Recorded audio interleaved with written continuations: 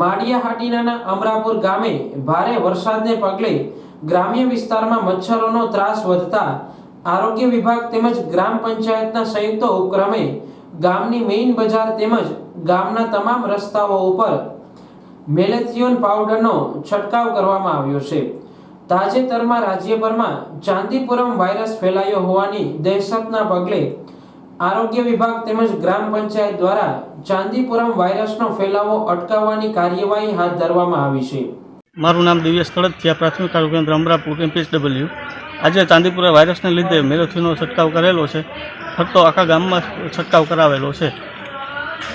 આનાથી શું ફાયદો થાય?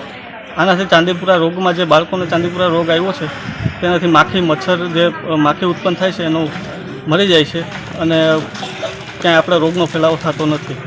ખાસ કરીને ચોમાસાના દિવસોમાં મચ્છર માખીઓનો ઉપદ્રવ વધતો હોય છે, જેને કારણે નાના બાળકોમાં ચાંદીપુરમ વાયરસ ફેલાય છે।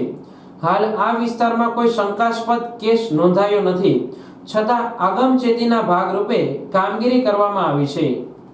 હું અમરાપુર સરપંચ શ્રી ભૈલુભાઈ, આજરોજ જ્યારે આખા દેશની અંદર ચાંદીપુરા વાયરસ જ્યારે હાહાકાર મચાવી રહ્યો હોય તે અનુસંધાને અમે કાલ પણ બધા અમારા PSCના બધા જે સ્ટાફ છે તે લોકોએ કાલે પણ અમે પ્રાથમિક શાળાએ, આંગણવાડીઓએ બધાએ કે જે નાના બાળકોનો જે આ જે ભય હોય અને ચાંદીપુરા વાયરસ થવાથી નાના બાળકોનો ભોગ લેવાતો હોય તો આજરોજ અમારા ગામની અંદર આગામી તૈયારી કરી અને આજરોજ જે દવાનો છંટકાવ કરવામાં આવ્યો છે તે દવાના છંટકાવથી તેમજ જે પાવડર છાંટવામાં આવ્યો હતો તેનાથી ચાંદીપુરા વાયરસનો રોગ રોકાય અને એના મચ્છરો એનાથી મરી જાય।